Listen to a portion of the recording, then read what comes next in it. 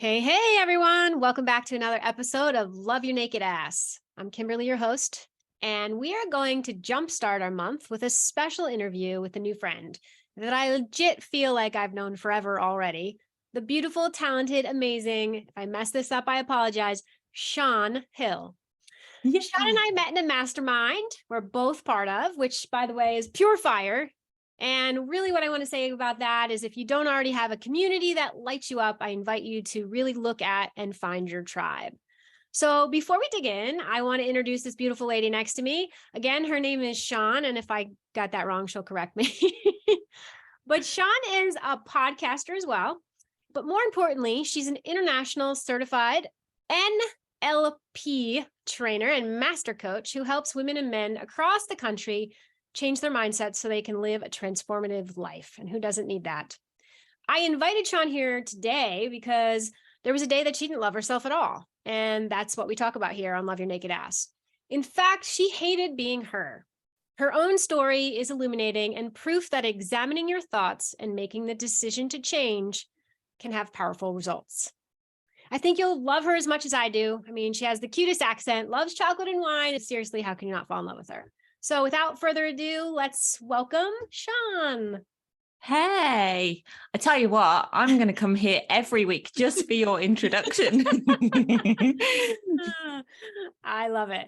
All right. So how I'd like to start out today before we kind of dig into, I like to start out with something fun. We're going to do a little mini rapid, what I call a little mini get to know you rapid fire. Okay. Sound good? Let's do it. Yeah. All right. So here goes. Are you a coffee drinker or a tea drinker? Coffee. Cream or sugar? Or not? Cream. Cream. Perfect. Milk or dark chocolate? Dark chocolate. I know. I already knew that, but we had to tell the audience, right? Red or white wine? Red in the winter, white in the summer. Perfect. You're like me as well. See, we're getting along great. Favorite food of all time? Oh, gosh. The choice is endless. Do you know what I could use with anything, be it dessert, main, breakfast, evening meal? It's avocados. Oh, I love them too. Absolutely. I just had some last night. What is your favorite form of exercise, or how do you stay active? Walking. I love hiking, outdoors, fresh air, every time. We're like kindred spirits. Vacation destination that's on your bucket list? I've been to Italy a few times, but there are parts of Italy that I haven't seen yet that I want to go. And New York. Nice. If you come to New York, you have to look me up because I'm like 2.5 hours away. So I'll drive in to see you. Absolutely. Yes. And Italy is my bucket list country. That's hilarious. Favorite all-time book? Matt Haig, The Midnight Library. I have not heard of that one. I'll have to check that out and look it up. Last question. If you were a superhero, what superpower would you have and why?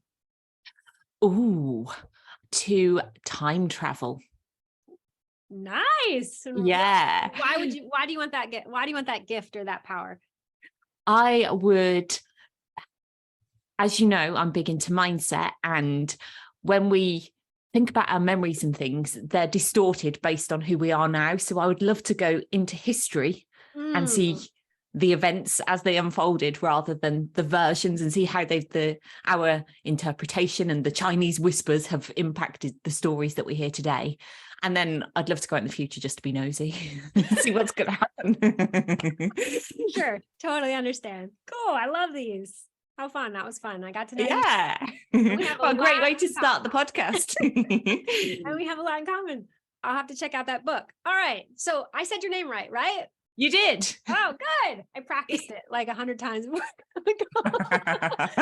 not going to mess her name up. All right. So why don't you start with us by telling your story, specifically because of the topic of this podcast is all about self-love, self-confidence, and really leaning into your story and coming out on the other side, right? So why did you grow up not liking yourself?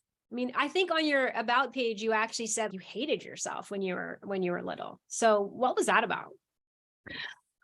So I don't really know where it began, but I remember even as, at the age of 4, I think, being in the playground and seeing my friends and thinking that they were better than me and I wish I could be them. As you can see, I've got red hair, which when I was a kid wasn't cool, and I felt different. So I always thought I was the odd one out. And I didn't like that about me. So all the way from infant school right through to primary school and high school, I think the more I focused on what I didn't like about myself, the more I found to not like. And that played out in all areas of life. I remember having a poor relationship with food growing up, poor relationships with firstly boys and then men, just allowing myself to get in situations that weren't healthy because I didn't like who I was, so I thought it was all that I deserved. So it was really a whole lifetime of it happening in so many different ways. My career, I would never step up to jobs that I really wanted to do or the kind of work that I liked, because in the back of my mind, all I could think is, why would they want to choose me? And I found if there was something to not like about myself, I would find it. So everything from, my red hair, it was curly. This was like straightener days. Yeah. I get it. Curly hair, you want what you can't have, right? Yeah. And I remember grown ups telling me, oh, you'll love it when you get older. And I thought, oh, yeah, it's easy for you to say. And the freckles and pale skin, and I was tall, and all of these things that just made me stand out, but not in a way that I thought was positive, which is funny because now as I'm older, it's the things that make me different are the things that I like about myself. When you're in that position of not liking yourself, you can tell yourself all day long that you're nice and you can enjoy the unusual parts, but it wasn't landing. So when did you realize, or I guess the better question is, when did you recognize that these thoughts weren't serving you, and how? I mean, you said they started when you were 4. So obviously you said you were even having these thoughts when you were dating. So clearly you weren't dating when you were 4. So it went on for years. So what was the fork in the road for you, that precipice? Was there an exact moment that you remember that you finally were like, I don't want to do this anymore. This isn't serving me? I think it was more lots of moments that compounded together. Probably in my mid-20s, I was in a relationship. I was with this guy for just over 9 years, from 20 through to nearly 30. And I think it was as I was approaching 30, I was thinking, hang on a second, I'm not going to be young forever. And I'm in this relationship where there was, he was seeing other women. And I remember sitting there one day and thinking, how little do I think of myself that I'm just accepting this again and again and again. And the women that he was cheating with, he wasn't in love with them. I was thinking, what is wrong with me that I'm just allowing that to happen? So I think it got to there was the compounding effect of numerous times of being cheated on and just accepting it. And then also approaching 30 and thinking, hang on, this is my life. There was that realization that it's my life and I'm not getting any younger. And how long is this going to go on for? It was almost like in my 20s, I could play at it because I'm young and I've got time on my side and don't worry about it. And I thought, hang on a second, that isn't going to always be the case. And then what? So I think that realization that we only get this one life, and mine was just being wasted, not just with him. As much as I'd love to just put all the blame on him, it was me that was accepting that. No, I hear you. So I guess the next question is, well, you came to this realization. So then what did you do about it? Because obviously recognizing it is always the first step in anything that you are trying to achieve or go after or change. But then when you have this realization, I think a lot of people struggle with, okay, great, what do I do with this now? Mm-hmm. Right. Yeah. So the first step, I think that as people, we're a bit like onions. So there's like the peeling back the layers. So it wasn't the initial realization wasn't, right, I've got to learn to love myself. That became apparent later down the line. But to begin with, it was, right, I've got to pursue my career because I'm getting older. and I've got to sort out my relationship because I'm getting older, not realizing that all of them were linked at the time, and it was all to do with self-worth. So the initial catalyst was deciding to focus on my career and learning coaching techniques to remove the limiting beliefs and the emotions that I had about pursuing the career that I wanted. And when I did that, I realized that the relationship was never going to support the career. So it was, right, now I've got to deal with that. So I left the relationship and went through that whole process. So it was bit by bit, stripping back the layers of what I thought the problem was, that I actually came to the root of the problem and realized, actually, I just don't like myself. And these are just all examples of how I was letting it play out. But I felt like I had to go through that process of almost elimination. It's like, you can have a diet where you don't know what the problem is, so you take foods out and see how you feel afterwards. And it was like, right, the relationship's gone. Yeah, I still feel this way. And the career, I'm starting to get work. And, my confidence grew and I felt good going into it. But there was still that core underlying, what is it that isn't working for me? And I think it might have been during a coaching session that it was like, I just didn't feel worthy of anything. I didn't feel good enough. And when I cleared that up, that was when I was able to, I suppose, start noticing things like, oh, actually, maybe my hair is okay. And it was a gradual process, because I'd spent a good 30 odd years beating myself up to go from that, even though I felt different consciously, there was still a bit of catching up to do. Like, is it okay to say that you like yourself? Is that allowed? And is it okay to, put yourself out there and be confident after years of hiding away or putting on a facade and pretending everything was okay? So there was a bit of a change in circumstances, and going to the outside world, people that have known me for years, it was like, this is the person that I've been, and now this is the person that I am. So in that process, some relationships fell away, new ones came along, which was great. So it's go back to the onion of, it was layer after layer after a layer to get to the real issue. And then when I dealt with that, it's like the flower could come out. I don't know if onions turn into flowers, but we'll go with that one. Isn't it funny when you start to peel back those layers? Because I feel that. I know exactly what you're talking about, because I've done that myself in lots of different areas of my life. And you peel back the layers, and what struck a chord with me is that there's seasons of life that you have people coming in and out of it, that sometimes when it's over, that relationship is over, whether it's a friendship or a romantic relationship or whatever it is. I often had people in my past be like, I can't believe you don't talk to that person anymore. It's not because I don't appreciate them or love them or like them or whatnot. It's because that season of my life is over. Like, we needed to have that encounter or that relationship or that whatever that is. And I think that's a true testament of transformation for me. And I think people who have the same friends and the same job and the same all their life, I think they don't understand that piece. That doesn't make it right or wrong. I'm not saying that at all. But sometimes I want to say to those people, hey, let's peel back that one little layer and see what's under there. You might be surprised what you find. Yeah, absolutely. I'm such a believer that the situation that we find ourselves in lives and in our life, and the people that are in it, are a reflection for what's going on for us. So it's maybe different faces, different places, yet they can all have a similar kind of theme. So rather than, I suppose, leaving the people of the situation, I took that moment to go, hang on a second, this person in my life and that person in my life, they're all treating me the same. The common denominator here is me. So what is it that I need to deal with?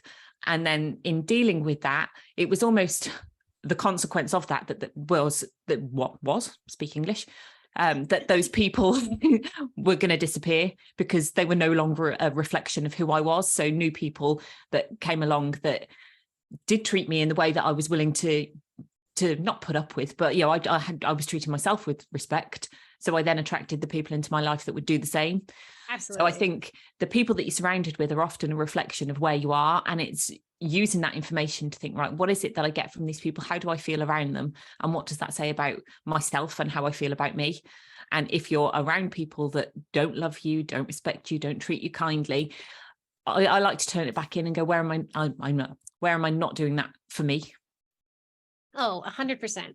There's two things that you touched on that I kind of want to dig into. One, you had made a statement about not liking yourself in terms of your body. And you know that that's part of my stick, right? I always talk about body image and how really peeling back those layers and looking at yourself specifically naked and I'm not talking about looking at yourself naked physically necessarily, but that's a way that you can do that. And understanding that like your stomach provides more for you than just the flat, whatever vision that is for you that you think you is going to make you happy or make you more successful, right? Because how many times have you seen a woman looking at the side view and being like, oh, look at that, right? Mm-hmm. But recognizing that if you're a mom, that's where you carried that a human being for 9 months or 10 actually, but who's counting? Or it's where you are digesting your sustenance, like, and coming to terms with those ideas. So one of the things that I did, and I'm curious how you kind of overcame some of those things yourself, is for me, I had to actually look at them until I recognized that there's more than that physical piece, right?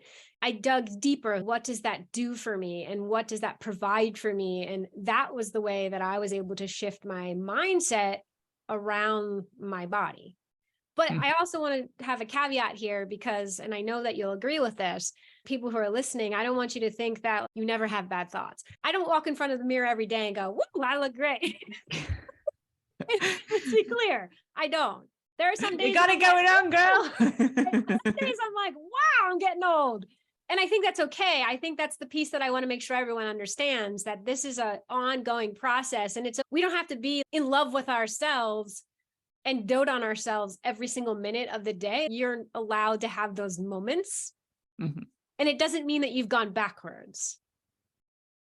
Yes. Yeah. And I think that's really important, that you can make such good progress and then have a day or a week or however long it is where you're not feeling on top of the world, or loving yourself in quite the same way. And it's important to realize that it's just a moment in time. It's not then, I've gone back to who I used to be. If I have a day where I'm not loving my work, it doesn't mean that I hate my career and I hate what I do. It's just one of those days. And with everything in life, you have highs and lows. I know for me, when it came to body image, particularly through my 20s, even late teens, it was my figure was the one thing that I felt I could control. So I didn't like the other stuff. I didn't like my face, my hair, anything like that. But I thought, at least with my figure, I can manipulate that to look a certain way. So that was where I put my focus, but not in a healthy way. It wasn't about nourishing myself or being kind to myself. It was almost abusive, which was another demonstration of how I felt about myself. So I would binge, I would drink too much, and then I would eat less during the week, and I would overly exercise to compensate for the damage that I'd done. And it was a never-ending cycle that was exhausting, and didn't think much about how that was impacting on me physically, because again, I was young, and as long as I looked out okay on the outside, what did it matter? It was only one of the other compound effects was in my, I think it was about 28, maybe something like that. I found out that I had skin cancer. Nothing had, didn't spread. So it was found early. It was all good. But that was one of the first realizations that, oh, hang on, my body isn't just indestructible. I can do what I want to it. Because again, it was, I don't need sunscreen, even though I've got red hair and I'm pale, it's fine. That stuff happens to other people. Trying to get myself a tan to fit in, and just coming out like a lobster. It didn't work anyway. Yet it was all part of that same cycle. And I think it was at that point that I realized, I'm not indestructible. Things could happen. And again, starting to consider what will happen. This is my body, and it works, and it serves me every single day. Like, how blessed are we to just be able to wake up in the morning and function? And that really started me to looking at, okay, so what foods do I enjoy that are also good for me? And now it's more about looking after myself. And I love red wine and dark chocolate, and I enjoy life. And then I also love the walking and the things that make me feel good. And I look in the mirror now, and Sure, there are days when I ate too much the night before and my belly's a bit pokey. I think, oh, it's okay. Yeah. I totally understand that. 100%. I used to say a lot when I was a personal trainer, I would talk about this all the time. I would have some clients that were only ever concerned about the outside appearance, and they weren't really focused on the inside. They ate like crap. They didn't really take good care of themselves. They would go on binges. They would go on vacation and go him-haw. And then their vacation turned into months at a time of just overindulging. And my analogy was always, what kind of car do you drive? And they would look at me funny and they'd be like, what are you talking about? Would you fill your gas tank with sticks, stones, and mud? And they're like, well, no. Well, then think about this. You're putting all this hard work in to make your outside appearance look so perfect. But the honest is, your inside is fighting you tooth and nail because you've been literally feeding your body sticks, stones, and mud. Mm-hmm. Don't get me wrong. Listen, I've come a long way. I used to starve myself and work out 8 hours a day on a bagel. Okay. So I get it. And I get abusing your body in all kinds of ways. The over-exercising, then I went to the extreme and was orthorexic and would only eat healthy food. And that's a problem too, right? So there's a balance that has to happen. And so now there is no good food or bad food. There's just a more nutritious food and a less nutritious food, and it all has its place. I'm not a believer in eliminating anything unless you have an allergy to it, obviously. Yeah. So there's my elimination diet for you if you ever wanted to know. Anyway, so what advice would you offer the audience who's here listening, who's like, I feel that way now. What do I do? How do I start? What's one step I could potentially take so that when I do look at myself in the mirror, I'm not in this place of disgust or hatred? Yeah. I think start with the easiest thing. So there can be a tendency, particularly using diets as an example, it's, I've eaten so much rubbish, so I'm never eating rubbish again. I'm going to eliminate everything and I'm going to exercise every week. And it's such a big jump from where you're starting to where you want to be. And the motivation very quickly wears off. And then it's that cycle of, all right, I give up. I'm going to eat everything that's in the cupboard. And it just repeats. And it's the same with self-love. So rather than going, right, I'm going to learn to completely love everything about me. If you're struggling to find something, it's just start small. Think, right, what's one little thing that I can appreciate about myself, even if it's not aesthetic, but it's, internal, like my body allows me to wake up. I have energy every day to do it. Mm-hmm. And just focus on that for however long it takes, whether it's a day, a week, until you know that you appreciate it. So it's not about convincing yourself anymore. It's you've embodied that and you feel it, and then move on to the next thing. So, I know that I appreciate my legs and they work every day and I'm able to walk and do the things that I enjoy. And then move on to something else. I like the shape of my nose. Mm-hmm. Something small, because you get what you focus on. So if you're focused on the things that you like about yourself, you'll find more of them. So even if it's just the tiniest thing, set alarm once an hour every day. And when that alarm beeps, just think for a moment about the thing that you like. Feel it. Give yourself a minute to really notice it, and then carry on with your day. But doing that, having that constant reminder will bring you back from the norm into that moment of, right, this is what feels good. This is what I like about myself, and just continually build and build. And you'll find that you do start to like more. It's like, that's not bad. It's not good, but it's not bad. And I've seen worse. I've been worse. Yeah. And also I would say one of the beliefs that I really adopt is everybody's doing the best that they can with the resources that they've got in any moment. So we're all doing our best. So the behaviors and the decisions and the things that we've done in the past, we were doing the best that we could at that time. So forgive yourself, because I think a lot of self-loathing comes from past experiences, decisions, behavior, all that stuff. So let yourself off the hook and think, right, if you knew then what you know now, you probably wouldn't have done it. But that's the beauty of hindsight. And you only get hindsight once you've experienced it. So take it as a positive that you've learned so much that you know more now than you knew then. Let it go and think, right, that was yesterday. This is today. What will be different? And start asking yourself the questions that you want the answers to. So rather than, oh, what's wrong with me? You can say, what's right with me? What's right about me? What is good about me?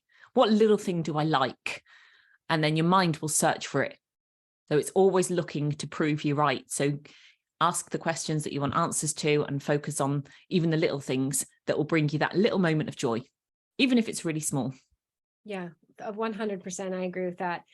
So I think everything starts with all the goodness in life, in my opinion. If you don't love yourself, it's really hard to continue to move forward and find joy in your career and in your relationship and in all the things that life has to offer. Would you agree with that? So I think that self-love piece that is inherent, that has to be the first thing. If you are sitting there loathing yourself and then you're like, not only do I suck, but my life sucks. I have a crappy job. I have a crappy this. I have no relationships to show for, blah, blah, people always ask, well, how do I fix that? And you have to look at yourself first. You literally have to stare at yourself and say, who am I actually seeing here? And not be afraid to really, truly see that person and say, what does she need, or he, but what does she need that I can do right today, that I can start to do right now? Yeah. And then that forgiveness piece that you mentioned is huge. Holding on to that kind of stuff is just absolutely useless, because if you could time travel, we could go back and talk to our previous self and explain how it's going to be different, but we can't do that right now, at least not that I'm aware of. So it's difficult. And holding on to that just keeps you stuck and keeps you from moving forward and finding the beautiful life that you could lead. Yeah, absolutely. I think so many people spend their present moment living in the past and they create the same future because that's where their head is. So it's learning to be present whilst focusing on what's next, having learned from the past. And, the way that people talk to themselves, you would never talk to another human like that half the time. The beating up that people will give themselves. And so another great way to start to change your thinking on that is an exercise that I love to do. Sit yourself down in a position and write down everything that's coming to mind about yourself, what you think about yourself. Be honest. You can write it down, you can speak it out loud, whatever works.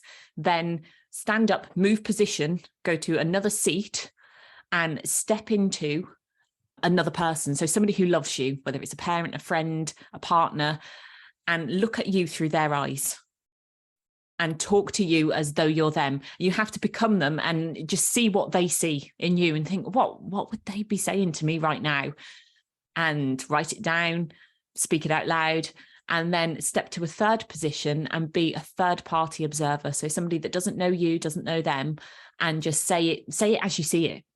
Because when you're looking from the outside in, it's easy to see all the good stuff, all the great things about you, the great life that you have.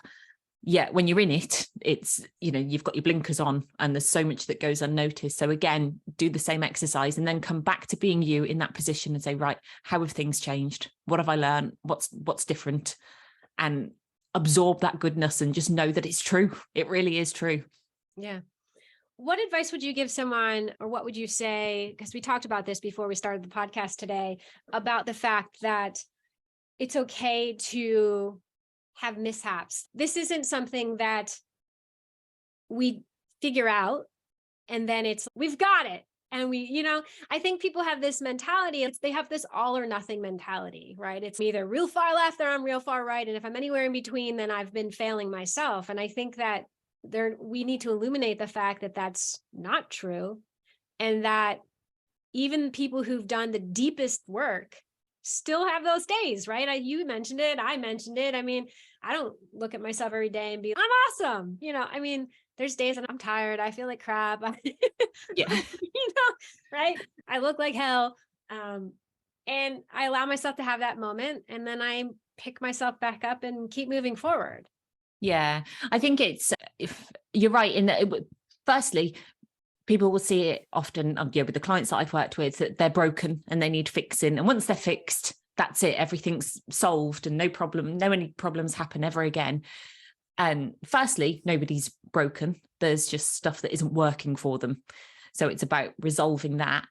Then having that balance of, I liken it to a pendulum swing, in that, you know, it's like I'm either really, really good, or I'm really, really bad, or I'm really, really high, or I'm really, really low. Now, if you imagine it like a pendulum, if it swings in one direction, it has to swing in equal to its opposite. So if you have analogy. those, Yes. have those days where it's, I'm not going to touch anything that's got gluten in it, or sugar, or chocolate, or anything, you know, that's deemed bad, then that's going to swing in the opposite direction. And that's where the binge happens. So my advice, or what I tend to do, is those days where I'm super duper healthy, if I'm enjoying that food, great. And if I want to have a piece of chocolate that day, that's okay, have it. So you're almost grounding yourself in those high moments.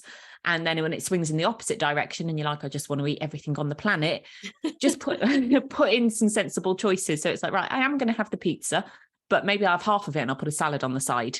So it's balancing out the pendulum and the swing so that it's not so extreme and you can enjoy both ends of it. Yeah, no, I agree. I often say, I mean, I've had women be, oh, I messed up my lunch.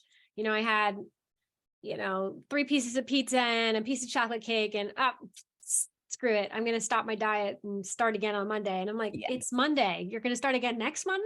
What? Yeah. I'm like, Do you know, I used to be dinner.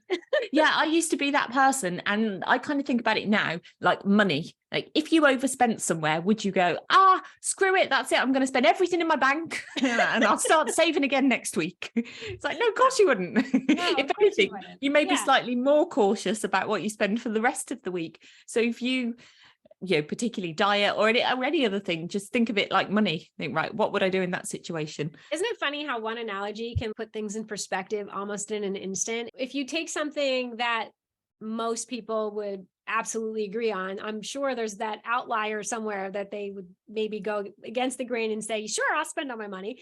That's not most of us. But that's a great analogy. I mean, again, that's why I used to always go to the car analogy when people would talk about diets, and they would be like, I don't know if I believe in eating nutritious food. I feel fine. I look great. I can get away with it. Yeah, but your insides are screaming at you. And as you age, you're going to feel those after effects. Don't get me wrong. I love to eat now. And I have pizza, I have wine, I have chocolate. Sometimes I have chocolate, wine, and pizza in the same day. And I don't feel guilty about it anymore. I absolutely don't. The next meal, I typically will crave a salad, right? Because that's the way my body works now. So I get it's less nutritious food, but it tastes so good. And I'm usually sharing it with friends, and I'm more involved in the moment with the person. I know there's people out there that are like, food is fuel. Okay, yes, you're right, it is. But I'm going to take that a step further. Yes, on one hand, food is 100% sustenance. But we can't take away that the fact is food is joy. It brings people together. You break bread with other people, literally. It's an object that pulls people in. I'm thinking about the holidays coming up, and I think that's what we sit around and talk and laugh and joke, and we usually have food involved. Yeah. Right? Yeah, absolutely. And I think it goes back to that pendulum swing of being able to enjoy those moments so that you can really enjoy them. And it's not a case of I'm enjoying this, but I'm feeling bad about it because I know that I've already had all this other stuff, or I plan on binging later because I've broken that good spree. So you're not in that moment. So it's like, actually just enjoy that moment. Forget about what's coming next, because you'll just deal with that when it gets there. There's can be so much time spent thinking about what you're going to do tomorrow and anticipating problems that never even arrive. So just enjoy the moment. And then, if it's slightly off track for where you want to be, then just get back on track. And even if it's the smallest little thing, like, I've eaten too much, so I'm just going to go for a 5-minute walk. Yeah. And it doesn't have to be an hour's run to burn it all off. It's just a little gesture that gets you back on track. And it's that more than anything is the flip in the mindset that, oh, I've done something that's good for me now. So then you want to do more that's good for you because it feels good. Yeah, absolutely. You just said something, and I was going to mention it because I wanted you to point this out. So I think what you said was we naturally anticipate problems that almost aren't always there, right? We anticipate that shoe dropping, or we make more out of something than it necessarily needs to be. And that happens we don't even have to talk about diet or exercise or body at this point. It can be about something you want to do with your life. It can be your mission. It can be, I want to start a new business. We tend to see things that aren't even there yet, and then they hold us back. So can you talk a little bit, because you mentioned it, and I want her to talk about that. Yeah, absolutely. So there's two things that I think that are worth mentioning.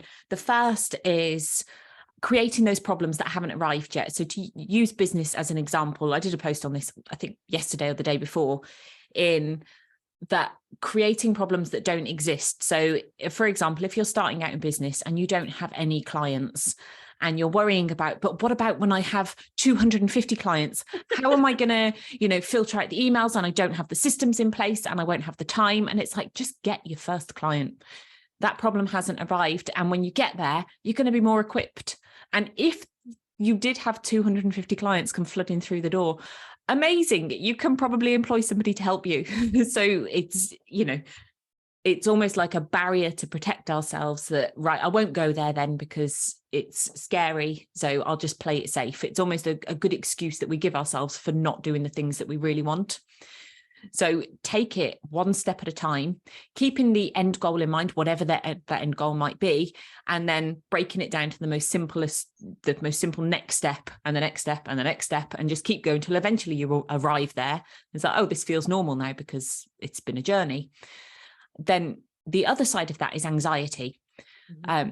Anxiety, to break it down to its most basic thing, is a warning from your unconscious mind that you're not focusing on what you want. It's picturing the future going wrong. See, if you were to imagine your future going exactly as you wanted it to, there would be nothing to be anxious about. Fear is driven by past events and the emotions that we've experienced over time. Anxiety is fear of the future. So if you could just become aware of, right, I'm just playing through this mental movie of everything going wrong. A lot of the time we know that that's probably not going to happen, yet we're still picturing it anyway. So a technique or a little tip that I love to use is imagine yourself 15 minutes after the successful completion of the thing that you thought you were anxious about. Because if it's all gone really well, then there's nothing to feel anxious about, and you get that hindsight moment in advance. So if you've got an event coming up and you're speaking on stage, or you're starting a new business, or you're going on a date, whatever, imagine yourself 15 minutes after it's happened, and that whole, don't know what the big deal was, because we all know that feeling. We've all had it. Yeah, so just tap into that feeling for that specific event and think, yeah, I know that that's probably what's going to happen. So let's just picture it going well, imagine it going right, and have fun with it. There can be a tendency to think that any kind of development and growth has to be really serious. And yes, there is the deeper stuff. And I encourage people to, if they want to uncover that and explore it, to work one-on-one with a coach and get to the root cause of things. And in day-to-day, I'd say almost be playful with it, because if you can laugh about something, then you're halfway to solving it. So unlock that seriousness and just be playful. Yeah. I think one thing we have in common that I really appreciate is we both come from a place that our thoughts really are the drivers to our behaviors, right? So, I mean, that was the biggest eye-opening experience when I first recognized, like, wait a minute, my thoughts are internally driving this decision. And so if I don't like the path that I'm on, I can change that thought. I don't want to make it sound trite, because it's not as simple as it sounds. It really isn't, because we have all the other things that happen that kind of our body tells us, like, wait, stop, don't do, or you have your inner critic talking to you. But at the end of the day, I think the best thing I learned, and what I feel like my superpower is, which is also yours, is that we have the ability to help people disrupt their thought patterns to change the outcome of the story they've been telling themselves for years that clearly isn't serving them anymore. Mm-hmm. Right?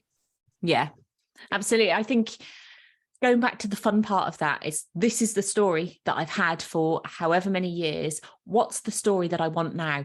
Write it down.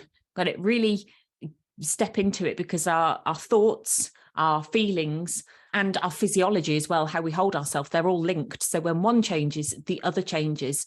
So if you're writing that new story and changing the thought processes, you will begin to feel differently and you'll show up differently, and all of that leads to behavior. Likewise, if the story that you're telling yourself, if maybe that's a bit, you're stuck in it, change your physiology. So, you know, stand up straight and think, right, what would this version of me that I want to be, how would they show up? How would they hold themselves physically? How do they breathe? Because often when we're in a problem, it's like your shoulders are down, your head's down, you're feeling it. So just take a deep breath and notice how you feel differently. And then that begins to change the thought process. So it's just working with what you've got and what's within your control, those little things that add up over time again. I think another little tip on that I've used in the past with clients and even myself is when you have a thought, and typically I'm talking the negative thoughts, obviously positive thought is a totally different story, but having a negative thought is really sitting down and going, write it down and ask, is this true? And then keep asking that question, because a thought is really a fact and you can disprove it, right? So if you think Sarah doesn't like me, did she tell you that? Did she say, Sian, I don't like you? No, she didn't. That's your internal shit going on that is creating that thought in your head. And so then you figure out, okay, what am I really feeling, right? What is this thought creating in me? Because once you can determine what the feeling is, I feel like you can actually have more resolution with changing that thought. Yeah, I agree, because it is then it goes back to being within your control. It's not then about somebody else and whether they do or don't like you, because the truth is, whether they do or don't like you, which you probably have no evidence for unless they've actually come to tell you, and Correct. either way it's matter, about how you feel about it and what's the feeling. It nearly always comes back to feelings. Even the beliefs that we have are driven by feelings. If somebody believes they can't do something, it's often fear that's driving that. So work on resolving the emotion, which again, emotions, negative emotions particularly, they're falsely there to protect us, because your unconscious mind wants to keep you safe. So even just acknowledging that, acknowledging the feeling, saying, I get it, it's not who I am, it's I'm feeling this right now. That's not me as a person, that's not my whole makeup, it's just a feeling that I have right now. Yeah, absolutely. So I think that just a takeaway of this conversation is that, we all start at the same spot. We all have stories that we tell ourselves, and we all have the ability to peel back those layers and change the story to something that is more serving, that will bring us to a space of peace and joy and happiness and love and all the things, right? Is there anything that you would like to leave the audience with that we kind of missed? Oh, what would be good to leave them with? I think one of the keys, certainly for me anyway, was accepting that you are where you are. So there's no, oh, it's too late, or I should have been further along. It's today is a new opportunity. It's a new day. So it doesn't matter if it's 10 years down the line to what you thought it would be. Now is the moment. So even if it's Friday night and it's, the intention was to throw all the good work out the window and binge for the weekend, you're at 0 right now. So see that as empowering, that the decisions that you make now are what matter, regardless of the decisions you've made previously. You always have that fresh slate in the moment. So treat it just as that it's an opportunity to make positive changes. Yeah, absolutely. In our house, we have my son and I, we have an unsaid rule: the shoulda, coulda, wouldas. We don't use those words. Yeah. It's a running joke in our house now, and he'll say something and he'll slip up. He's like, oh, wait a minute. And he repeats the sentence. But what's funny is that it takes him out of his own head space when he's, oh, I should have done, and then he's like, wait a minute, I can just start all over again. Right. And he's actually said those words. So, and he's only 14. So I think something right there. Yeah, he's got a wise head on his shoulders. My partner's hilarious because he's, if I say I should have done this, he's so to the point, and he's like, yeah, but you didn't. So, oh yeah. So reality check. So what are you going to do about it? It's almost a duh moment. Yeah, true. Okay, time to move on. Yeah, I definitely noticed. And I think one of the things that I have recognized, I've come so far and I'm really proud of the journey that I've taken personally, because I wake up in the morning most days, and although I might be, oh, what's that? But I laugh about it now, and I genuinely love who I am. I love how I show up in the world. I I love even my idiosyncrasies and my flaws, right? Because I certainly have them. I don't know when to shut up. I usually speak before I, put my foot in my mouth multiple times a day, I'm sure. But I look at my son and I recognize I'm doing something right, because that child is completely one of the most confident, most intuitive human beings I've ever met. And I keep reminding myself, oh, he's mine. That's the best testament for me. So anytime I get into my own head about anything, actually, I just having a conversation with him, even if it's just, how was your day? And the way he approaches life, it's like looking in and seeing that piece. And okay, I got it.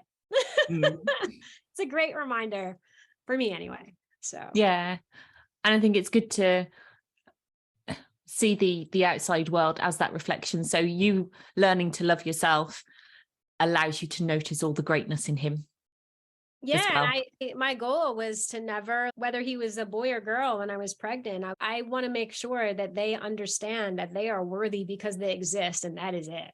Yeah. Right. So I feel like I did a really good job of that, almost to the point where he thinks he's a little bit he loves himself a little bit too much some days. But what you just said there, that's magic, that you are worthy just because you exist. It's not about achieving something or doing something or proving yourself.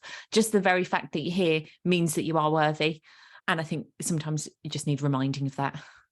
I always say that. I think that was a saying that I started years ago. I used to tell people all the time, and I would end all my coaching sessions with that statement: you're worthy because you exist. You need to remember that. So when you go to sleep tonight, tell yourself you're worthy because you exist, and there doesn't need to be any other reason.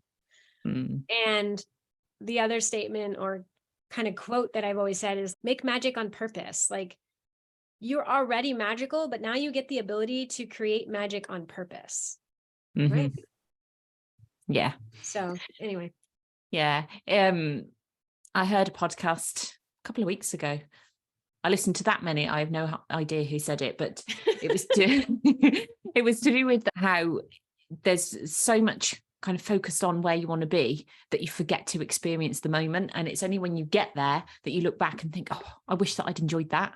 I think the example they used was about being in a relationship. When you're single, it's like, I want to find a partner, focusing on the partner. And then you get the partner and you're happy and you look back and think, oh, I really should have enjoyed those single days. There's so many magical moments. Yeah. So it's wherever you are, even if you're not where you want to be, it's like, where's the magic now? How do I enjoy this to the fullest? Because one day I'm going to look back and think, oh, I wish I'd have done that. So just look for the magic in wherever you are. And there's always magic. You just got to decide to choose it and then find it. I think that's what people miss. I think that's the great point. I think people need to remember that magic doesn't have to be fairy dust, rainbows and roses. Sometimes magic is just waking up in the morning and smiling at yourself, right? That's magic. I think we forget that magic can also be the little things. In fact, I think magic is the little things. Yeah. It's, as you mentioned earlier, about breaking bread with people. That's a magical moment if you let yourself be there, be present and enjoy it. Absolutely. 100%. Well, Sian, it was a pleasure to talk to you today. I hope our audience got a lot out of what we were talking about. Obviously, it was all about self-love and honoring where we are and letting go of where we were and starting from point zero and really taking that on and understanding that you have an opportunity to be magical every minute of every day. So where can people find you online? What's the best place for them to connect with you, learn about more what you do, listen to your podcast? Yeah, so Instagram's probably the best place. So it's I am Sian Hill. I thought I'd keep it simple, remember who I am. And my website is the same. And then my podcast is the Vibrant Mind, Vibrant Life podcast, which you can find on Apple, Spotify, and anywhere podcasts exist. Yeah, definitely follow her on Instagram. You put out videos on a regular, and they're very inspiring, quick, short, easy to assimilate, perfect for while I'm drinking coffee in the morning. Great reminder, Sian. Thanks. Uh, Brilliant. And thank you so much for having me on. This has been one of the magical moments of my day. Good. I'm glad. All right, folks. I will see you guys next week with another special guest for the month of February, where we talk about all things self-love and honoring who we are at the very moment that we are born. Because remember, you are worthy because you exist. I'll talk to you soon.